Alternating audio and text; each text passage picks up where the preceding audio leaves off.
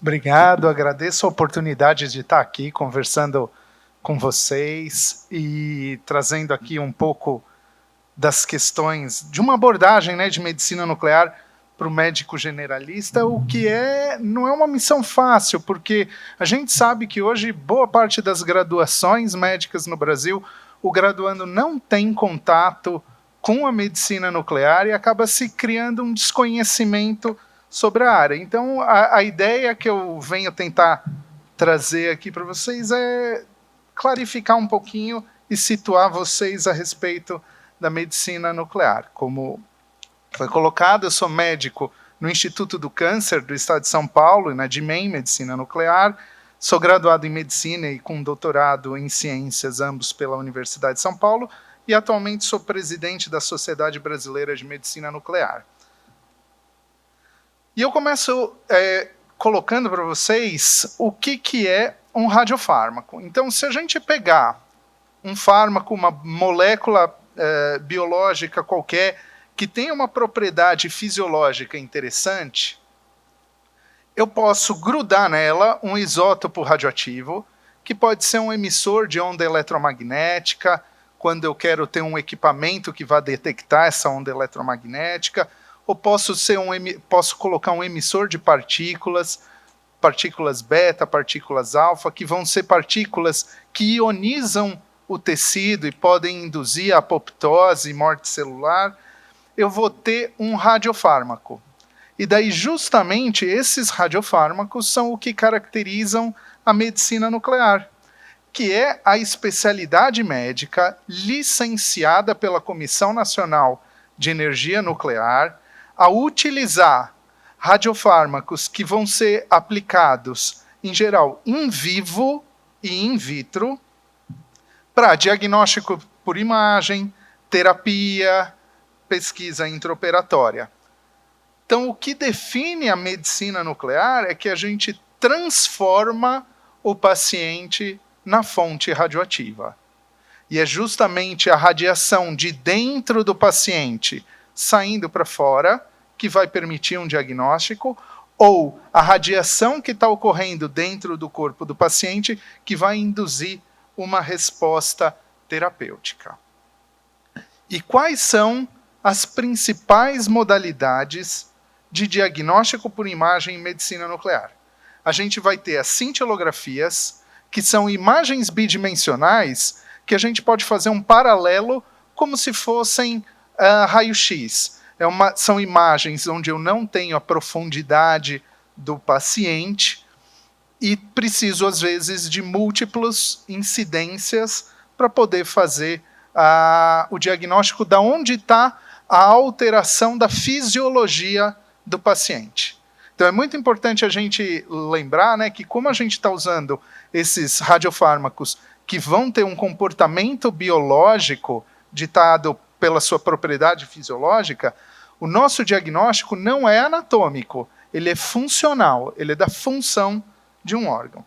Eu posso pegar essa mesma cintilografia, adquirir ela em vários planos e fazer uma reconstrução tomográfica, e isso é chamado de tomografia por emissão de fóton único, ou SPECT, que são as imagens tridimensionais da cintilografia.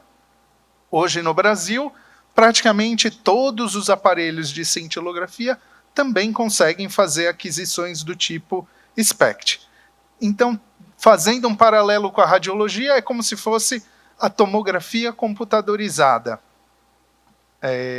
E a gente tem a tomografia por emissão de pósitrons, que aí é um aparelho com um arco de 360 graus, e daí ele está ao mesmo tempo adquirindo em todos esses ângulos. E daí a gente vai fazer a formação de uma imagem que a gente chama por voxel, que é uma imagem direto tridimensional, do mesmo jeito que acontece numa ressonância magnética. Você tem o tubo inteiro está recebendo o sinal que está voltando do paciente e formando a imagem não mais em quadradinhos numa tela, mas sim em cubos com dimensão.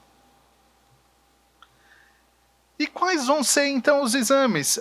Aí, novamente, aproveitando o que a colega da genética falou, a gente é uma especialidade que abarca praticamente todas as áreas da medicina, desde o paciente pediátrico ao paciente geriátrico. A gente vai ter a cintilografia óssea olhando os processos biológicos do osso para detecção de metástase, diagnóstico de osteomielite.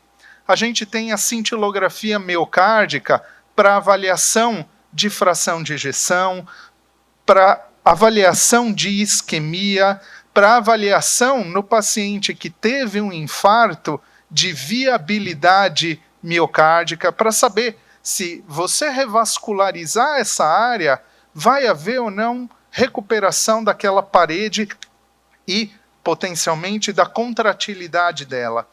Nós temos as pesquisas de corpo inteiro, com iodo radioativo, meta-iodo-benzilguanidina, análogos de somatostatina, para doenças oncológicas, diversos tipos, e cada uma vai ter uma particularidade. A cintilografia de perfusão cerebral, para diagnóstico diferencial das demências, para diagnóstico das epilepsias, assim como outras cintilografias para avaliação de perviedade das vias excretoras renais, através da cintilografia dinâmica renal, a cintilografia estática renal, para avaliação de cicatrizes pós-processos infecciosos renais, e hoje um dos exames que mais cresce em medicina nuclear é o PET-CT, a tomografia por emissão de pósitrons, hoje bastante usada em mais de diversas aplicações oncológicas. A gente tem algumas formas de abordar a fisiologia de cada doença. Por exemplo, na cintilografia óssea, que eu uso um análogo do fosfato para ver o metabolismo osteogênico, eu estou fazendo uma visualização indireta, porque quem está depositando esse análogo do fosfato é o osteoblasto. E daí, por exemplo, pela presença de células neoplásicas, aqui, eu tenho então, por exemplo, aqui, múltiplas áreas com um aumento da concentração do radiofármaco, indicando a presença das células neoplásicas e permitindo então o diagnóstico de metástases ósseas.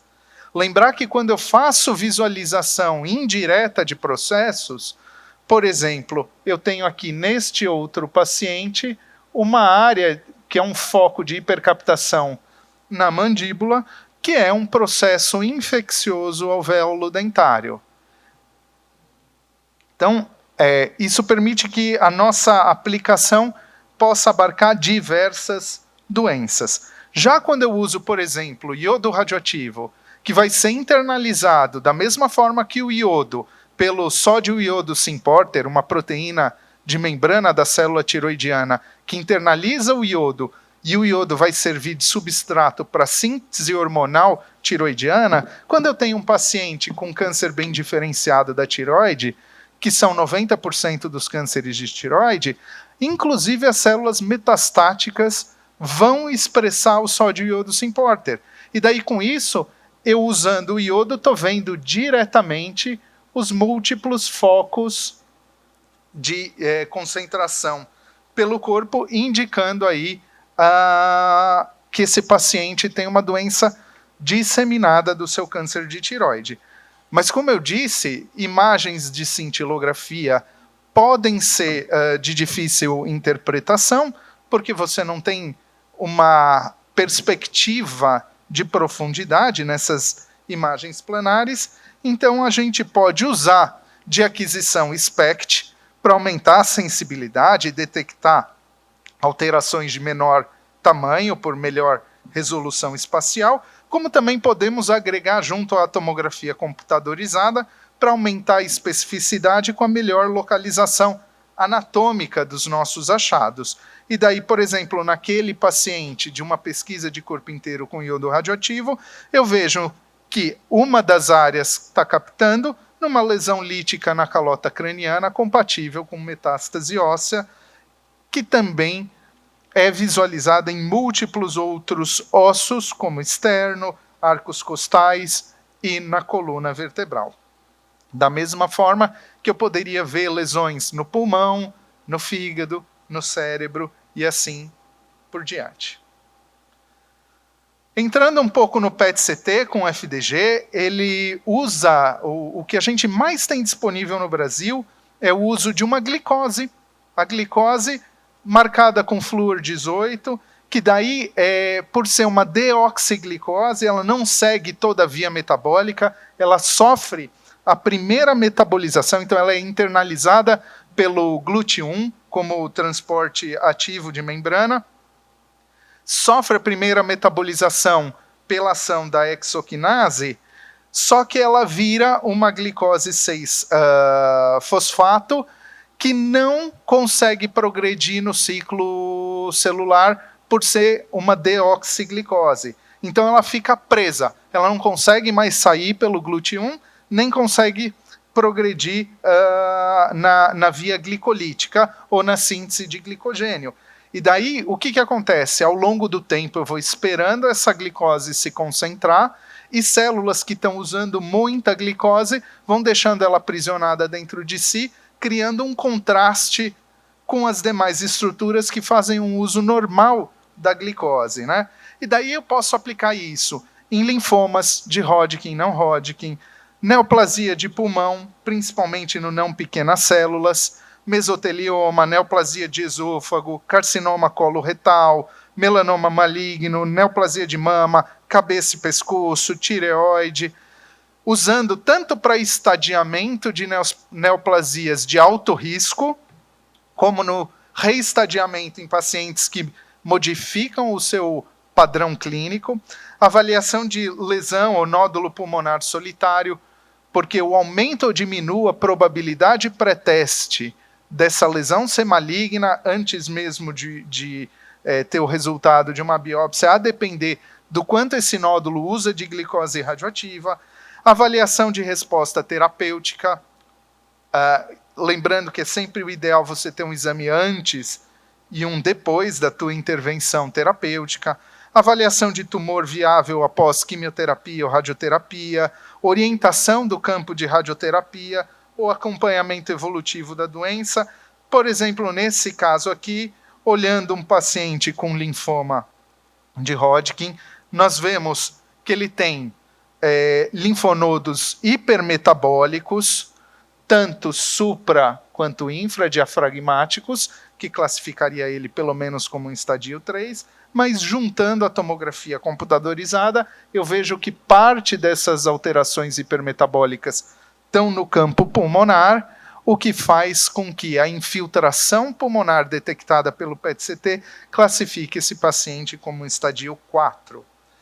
E depois eu posso usar esse PET em vários momentos pós-quimioterapia desse paciente para ver como é que ele está indo.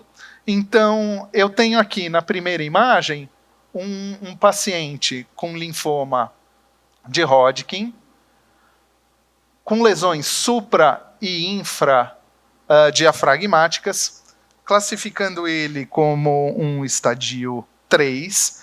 Ele faz 2 ciclos de ABVD. Após os 2 ciclos, ele tem uma resposta parcial e incompleta.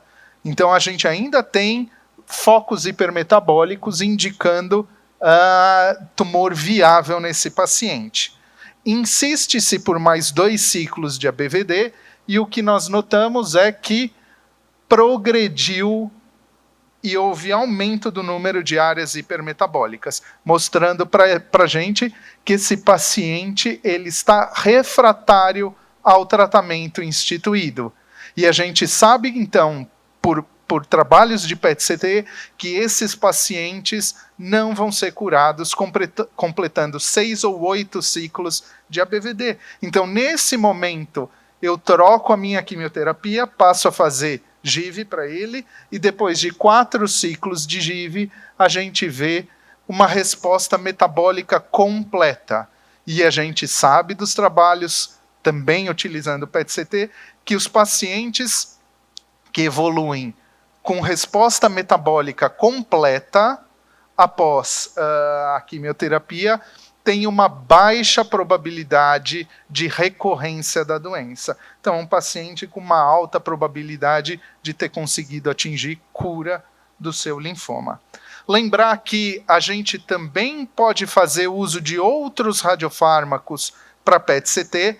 Então, do mesmo jeito que eu mostrei para vocês uma cintilografia óssea, eu posso usar fluoreto de sódio, e aí o fluoreto ele é incorporado direto na matriz óssea, ganhando resolução espacial, onde a gente tem uma melhor detecção de lesões. Vejam que, apesar da cintilografia óssea ser positiva, esse exame nesse paciente foi feito na mesma semana, com finalidade didática.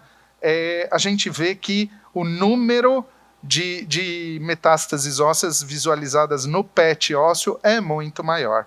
Além do que, hoje a gente tem vamos dizer, o mais inovador que a gente tem na medicina nuclear mundial hoje em dia, que é o PSMA. O PSMA é um antígeno específico de membrana prostático que é muito presente no câncer de próstata. E daí, olhem que interessante, esse são imagens de um trabalho que usa o PET PSMA, que está mostrando aqui as lesões em vermelho. A gente substitui o emissor de pósitron por um emissor de partícula, como o lutécio ou o ítrio, daí a gente tem o lutécio PSMA, e daí o lutécio PSMA é utilizado com finalidade terapêutica, que inclusive nós já temos comprovação da sua concentração em vivo naquele paciente específico. E daí ele responde, e vejam nas imagens subsequentes como tivemos respostas dramáticas. E aqui embaixo os números mostrando a queda do PSA do paciente depois de realizado o tratamento com lutécio PSMA.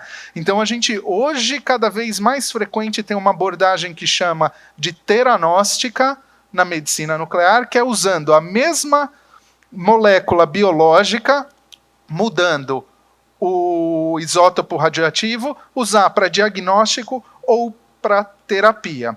Lembrar que a gente também pode usar probes para guiar cirurgias, como, por exemplo, nas pesquisas de lesões ocultas ou pesquisa de linfonodo sentinela no câncer de mama ou melanoma, com a possibilidade, inclusive, de antes de entrar na cirurgia, a gente já fazer imagem para ver aonde está se concentrando o radiofármaco que você está utilizando para radioguiar a sua cirurgia. E como eu disse, nós temos uma infinidade de terapias ou possibilidades terapêuticas. O mais clássico de medicina nuclear, que é a radioiodoterapia para hipertiroidismo ou câncer de tiroide, que é utilizado desde a década de 40, como passando por MBG para feocromocitoma, paraganglioma, neuroblastoma infantil, os análogos de somatostatina para os tumores neuroendócrinos, rádio 223 para as metástases ósseas, o PSMA para o câncer de próstata, entre muitos outros. E o que a gente tem visto crescer na área terapêutica de medicina nuclear é a utilização de partículas alfa, e hoje o que a gente tem comercialmente disponível no Brasil é o rádio 223, que se aproveita aí dele estar na mesma coluna na tabela periódica que o cálcio. Então ele é um cálcio mimético, então ele se concentra, o rádio se concentra no osso, assim como o cálcio é depositado nos nossos ossos, com a vantagem de que os emissores alfa, diferente dos emissores beta, como o iodo radioativo, eles têm uma penetração tecidual menor e um maior depósito de radiação naquele menor espaço. Então, acaba, por exemplo, aqui a gente vê uma figura de uma interface óssea, preservando a medular óssea e concentrando a radiação só na metástase, diferente quando a gente usa partículas beta. Sempre buscando, finalmente, nas nossas terapias, principalmente no cenário oncológico, um aumento de sobrevida do nosso paciente. Era isso que eu queria mostrar para vocês. Espero que tenha sido útil. Obrigado.